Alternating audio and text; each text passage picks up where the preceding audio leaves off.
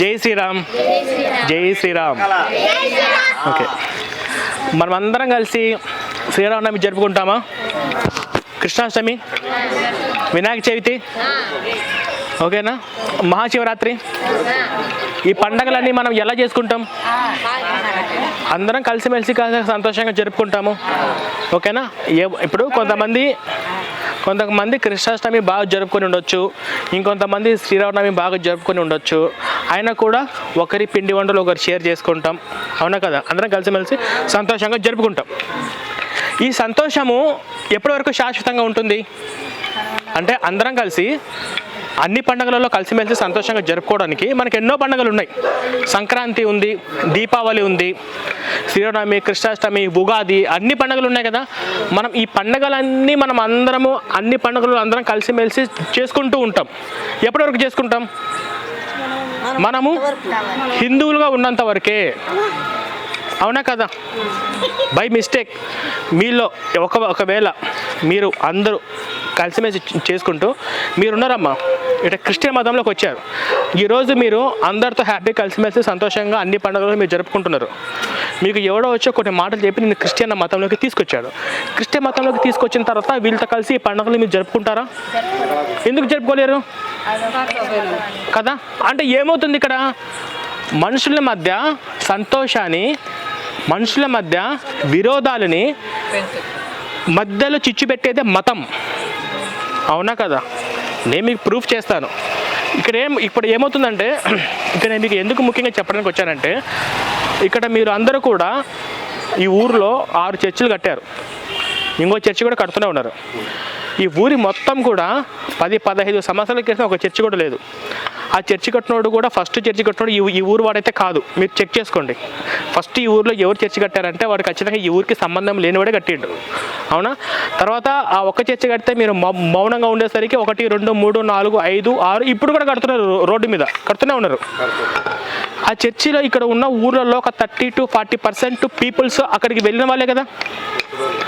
వెళ్ళిన వాళ్ళు అంటే హిందువుల నుంచి వెళ్ళిన వాళ్ళే కదా.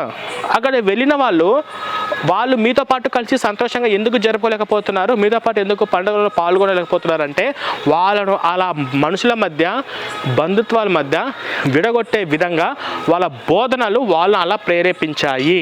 పాస్టర్లు, చర్చిలు వాళ్ళు అదే చెప్తున్నారు. అక్కడికి వెళ్ళిన వాళ్ళు ఎవరు అంటే వాళ్ళు బలహీనమైనటువంటి వాళ్ళు, అవునా కదా. వాళ్ళు బైబిల్ మొత్తం చదివి వెళ్ళిన వాళ్ళు కాదు. బైబిల్ మొత్తం చదివి ఆదికాండం నుంచి ప్రకటన గ్రంథం వరకు యెహోవా క్యారెక్టర్ బాగుంది, యేసు క్యారెక్టర్ బాగుంది, బైబిల్లో మంచి విషయాలు ఉన్నాయి అని వెళ్ళిన వాళ్ళు కాదు. రోగాలు తగ్గుతాయని, ఫ్రీగా పరలోకం వస్తుందని, అవునా కదా, కష్టాలు ఇంక రావని చెప్పేసి అంటుంటారు. ఇప్పుడు నాకు ఒక విషయం అర్థం కాలేదు. ఇక్కడ ఉన్న వాళ్ళు, మనం ఇక్కడ ఉన్నాం కదా, ఇక్కడ ఉన్న వాళ్ళలో శాశ్వతంగా మేము ఇక్కడే ఉంటాము, మేము చచ్చిపోము అని అనుకున్న వాళ్ళు ఎవరైనా ఉన్నారా?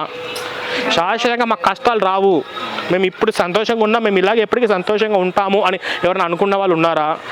మాకు అసలు హాస్పిటల్ అవసరం లేదు, మాకు రోగాలు రావు, మేము ఇప్పుడు ఆరోగ్యంగా ఫిట్గా ఉన్నాము, మేము జీవితాంతం ఇలాగే ఫిట్గా ఉంటాము అని అనుకున్న వాళ్ళు ఎవరైనా ఉన్నారా? అంతే కదా. వాతావరణం మారితే అందరికీ జబ్బులు అసలు ఈ శరీర నిర్మాణం ఎట్లుంటుంది? రోగం వస్తుంది, తట్టుకోలేదు, కొంత టెంపరేచర్ తట్టుకోలేదు, శరీర నిర్మాణం ఎట్లాంటిది? ఇది ఎప్పటి నుంచి జరుగుతుంది? ఇది మనిషి పుట్టినప్పటి నుంచి జరుగుతుంది. మనిషి ఎప్పుడైతే పుట్టాడో ఆది మానవ కాలం నుంచి జరుగుతుంది కదా. వాళ్ళు వస్తున్నారు, రోగాలు వస్తున్నాయి, రోగాలు పోతున్నాయి, కష్టాలు పోతున్నాయి, జరుగుతున్నాయి కదా. ఇప్పుడు కొత్తగా ఒక బ్యాచ్ వచ్చి మీరు కానీ మా మతంలోకి వస్తే కష్టాలు రావు, మీరు కానీ మా మతంలోకి వస్తే రోగాలు రావు, మీకు చచ్చాక నిత్య జీవం వస్తుంది అని చెప్పేసి ఇటువంటి మాయమాటలు చెప్పి ఆ మాయమాటల్లో ప్రలోభాలు లొంగిన వాళ్ళే కదా వాళ్ళందరూ. ఇంకొక మాట చెప్తాను, అక్కడికి వెళ్ళిన వాళ్ళు ఎవరు అంటే ఇంకొక రకమైన కేటగిరీ అంటే అన్ని మతాలు ఒకటే, అందరూ దేవుళ్ళు ఒకటే, ఏ మతమైనా ఏ దేవుడైనా కానీ మనకు మంచిగా బోధిస్తాడు అని ఆ ఆలోచన కలిగిన వాళ్ళు అక్కడికి వెళ్ళిన వాళ్ళు, అవునా కదా. అక్కడికి వెళ్ళిన తర్వాత ఆ ఆలోచన ఇప్పుడు వాళ్ళకు ఉందా? యేసు ప్రభువైన రాబడని ఒక్కటే అనే ఆలోచన వాళ్ళకి ఇప్పుడు ఉందా? ఆ ఆలోచనతో వెళ్ళిన వాళ్ళు, ఆ ఆలోచన లేకుండా వాళ్ళు అలా తయారు చేసింది ఏంటంటే బైబుల్, ఓకేనా. ఇక్కడ నేను మీకు ఎందుకు చెప్పడానికి వచ్చానంటే, ఇక్కడ ఉన్న వాళ్ళలో ఎవరన్నా కానీ ఎప్పుడైనా కానీ ఏ సందర్భంలోనైనా కానీ మీరు మా చర్చికి రండి మీకు మంచి జరిగిద్ది అని చెప్పి మీ ఇంటికాడికి వచ్చి చెప్పిన వాళ్ళు ఏమైనా ఉన్నారా? ఉన్నారు కదా. వాళ్ళు ఎవరు ఎప్పుడు ఎక్కడ మత మార్పిడి చేద్దామా అని కాపు కాసుకొని ఉన్నారు. వాళ్ళ లక్ష్యమే అది. ఇప్పుడు ఆ మతంలోకి వెళ్తే ఏమవుతుంది? క్రైస్తవ మతంలోకి వెళ్తే అసలు ఏం జరుగుతుంది అంటే సంస్కారం ఉండదు, సాంప్రదాయం ఉండదు, నైతిక విలువలు ఉండదు, జ్ఞానం ఉండదు. ఉదాహరణ చెప్తాను. ఒక ఆడపిల్లకి ఏముంటుంది? బొట్టుందా మీకు?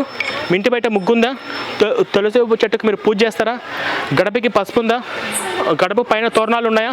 అది మన సాంప్రదాయం కదా. ఆడపిల్ల అంటే బొట్టు పెట్టుకోవడము, పసుపు పెట్టుకోవడము, ముగ్గు వేసుకోవడము, అన్ని పండుగలు సంతోషం జరిపోయి అక్కడికి వెళ్ళిన తర్వాత వాళ్ళకి అవన్నీ ఉంటాయా? అంటే సాంప్రదాయం పోతుంది ఫస్ట్. ఓకేనా? నైతిక విలువలు, సంస్కారం చెప్తాను. సంస్కారం ఇప్పుడు మీరు యేసు ప్రభువును పూజించుకుంటున్నారు, మాకేం ప్రాబ్లం లేదు, పూజించుకొని సంతోషంగా ఉండండి అని మనం చెప్తాం. మేము రాముడిని దేవుడిగా పూజించుకుంటున్నాము అన్నారు అనుకోండి, మీరు పూజించేది సైతాను, మీరు పూజించేది విగ్రహము, మీరు విగ్రహారాధన చేస్తున్నారు అని అంటారా అనరా? అసలు నాకు అర్థం కాలేదు.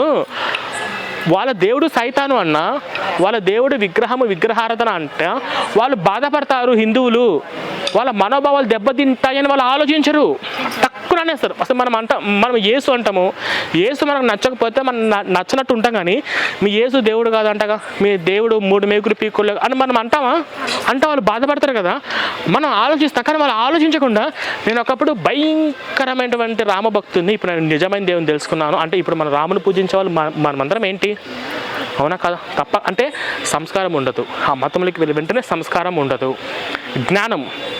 వాళ్ళు ఏం నమ్ముతారో తెలుసా? వాళ్ళు అసలు ఏంద్రా మీ దేవుడు కాన్సెప్ట్ ఏంద్రంటే, మనమంతా పాపాలు చేసామంట, మన పాపాలు పోవాలంటే మనం పుట్టక ముందే 2000 ఏళ్ల క్రితము ఒకటి చచ్చిపోయి శిలువలో రక్తం కార్చాడంట. ఆ కాన్సెప్ట్ మనం ఇప్పుడు నమ్మితే పాపాలు పోతాయంట. ఇదేం కాన్సెప్ట్ నాకు అర్థం కాలేదు. అంటే ఆ మాత్రం జ్ఞానం కూడా ఉండదు. నెక్స్ట్ మానవత్వం విషయానికి వస్తాను. మానవత్వం వాళ్ళ దేవుడు ఎట్లా అంటాడో తెలుసా? వాళ్ళ దేవుడిని కానీ పూజించకపోతే, వాళ్ళ దేవుడు ఎవరో తెలుసుకోకుండా చచ్చిపోతే అనంతకాలము, శాశ్వత కాలము, కోటాను కోట్ల సంవత్సరాలు నరకంలో పడేస్తారంట వాళ్ళ దేవుడు. తెలుసా మీకు ఇది? వాళ్ళు ఇది నమ్ముతారని తెలుసా మీకు తెలుసా? మీకు ఏమైనా క్రిస్టియన్ ఫ్రెండ్స్ ఉంటే ఒక్కసారి నేను చెప్పింది అబద్ధం అయితే టెస్ట్ చేయండి. మీకు క్రిస్టియన్ ఫ్రెండ్స్ ఉన్నా, క్రిస్టియన్ బంధువులన్నా, బాబు మీ దేవుడు యేసు ప్రభు కదా, ఇప్పుడు మీ నాన్న ఇప్పుడు క్రిస్టియన్స్ అందరూ కూడా నిన్న మొన్న మధ్యలో మతం మారిన వాళ్ళే. మీ నాన్న, మీ తాత, మీ ముత్తాతలు క్రిస్టియన్ మతం తెలియదు కదా, వాళ్ళు క్రిస్టియన్ మతం తెలియకుండా చచ్చిపోయారు కదా, వాళ్ళందరూ ఎక్కడికి వెళ్తారంటే వాళ్ళందరూ నరకంలో ఉన్నారు అంటారు. సాధ్యమవుతుంది ఇది? అంటే మానవత్వము ఉండదు. మళ్ళీ గౌరవం. ఇప్పుడు మనము ఛత్రపతి శివరాజుకి జై అంటాం. ఎందుకు? ఒక పోరాటం చేశాడు కాబట్టి. భారత రాజ్యాంగ నిర్మాత అంబేద్కర్ని మనం జై భీమ్ అంటాం. వాళ్ళు ఎవరికన్నా జై కొడతారా? ఒక గొప్ప మహానుభావులకు, యోధులకు, విజయం సాధించిన వాళ్ళు మనం గుర్తిస్తాము, వాళ్ళు గుర్తించి జై కొడతారా? గౌరవం ఉండదు. మతం అనేది వాళ్ళని మనుషులు మూర్ఖంగా తయారు చేస్తుంది, షాడిజాన్ని ప్రేరేపిస్తుంది. అది మానవత్వం నేర్పించే మతం కాదు, మంచితనం నేర్పించే మతం కాదు. ఈరోజు మీరు హిందువులుగా ఉన్నారంటే మీ నాన్న హిందువుగా ఉన్నారు, మీ తాత హిందువు, మీ పూర్వీకులందరూ హిందువులు ఉన్నారు. వాళ్ళని మార్చడానికి విశ్వ ప్రయత్నాలు చేశారు, చంపడానికి కూడా సిద్ధపడ్డారు. అయినా కూడా వాళ్ళు హిందూ ధర్మాన్ని వదిలిపెట్టలేదు. మనం కూడా ఈరోజు చిన్న చిన్న కారణాలకు మనం హిందుత్వాన్ని వదిలిపెట్టడం మహాపాపం. ఇప్పుడు మీకు మీ అమ్మగారికి గొడవైంది, మీ అమ్మగారిని తెచ్చేసి వేరే అమ్మని తెచ్చుకుంటారా? ఇప్పుడు మా అమ్మకు నాకు గొడవైందండి, నాకు ఈ అమ్మొద్దు, నేను కొత్త అమ్మని తెచ్చుకుంటాను మీరు అంటారా? మన అమ్మను మారిస్తే ఎంత పాపమో, మన తల్లి లాంటి హైందవ ధర్మాన్ని వదిలిపెడితే కూడా అంతే పాపం. పొరపాటుగా కూడా ఆ మతంలోకి, ఆ మత సిద్ధాంతాల్లోకి మీరు వెళ్ళకండి. బైబిల్లో మంచి విషయాలు ఏం లేవు. బైబిల్ మీరు ఓపెన్ చేస్తే ఆదికాండ నుంచి ప్రకటన గ్రంథం వరకు బైబిల్ మొత్తంలో మంచి విషయాలు ఏమున్నాయి అని బైబిల్ పాస్టర్ దగ్గర పెట్టండి. వాడు నిన్ను వాళ్ళు నీ పొరుగు వారిని ప్రేమించండి, శత్రువు సైతం ప్రేమించండి. ఇవి తప్ప అందులో మంచి విషయాలు అంటూ ఏమీ లేవు. రక్తపాతము, చంపడము, నరకము, హింస, మారణకాండ తప్ప మంచి విషయాలు ఏమి లేవు. ఆ బైబిల్ కంటే స్వామి వివేకానంద రాసిన నీతి సూక్తులు కానీ, సుమతి శతకాలు కానీ, అంటే హిందూ గ్రంథాలు పక్కన పెట్టండి, భగవద్గీత, రామాయణం, కేవలము మన దాంట్లో ఒక గురువులు, యోగులు, మునులు రాసినటువంటి గ్రంథాల మీనింగ్ కూడా ఆ బైబిల్ మొత్తంలో లేదు. సుమతి శతకాలు, వేమన పద్యాలకు ఉన్న భావంకి తాత్పర్యంలో ఉన్నది కూడా బైబిల్ పనికిరాదు.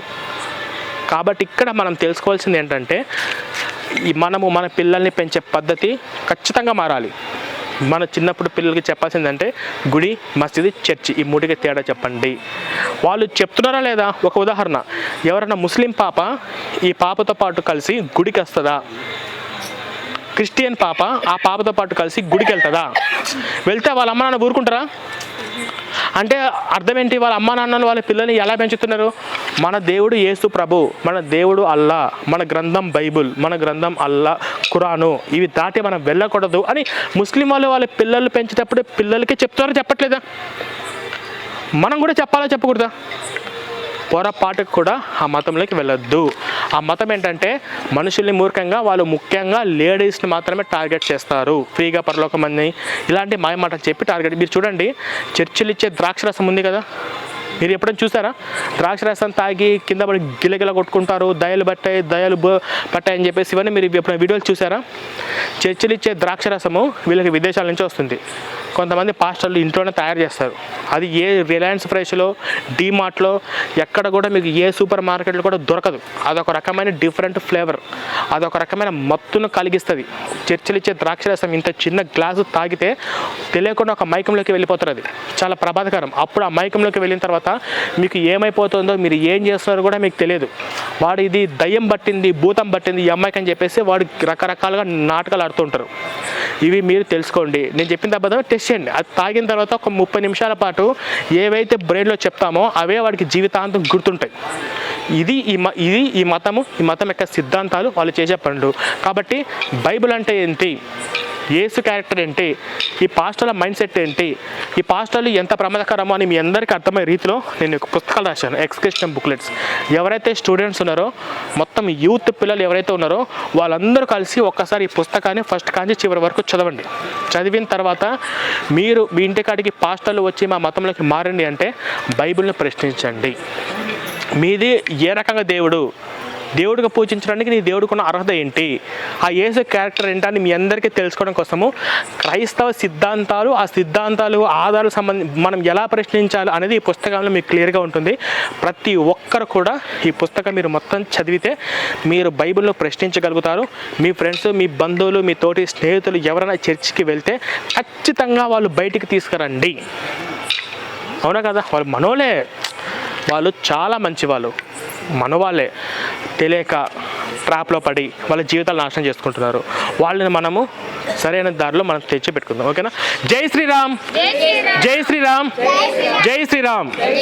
ఇదిగో ఈ పుస్తకాలు తీసుకోండి.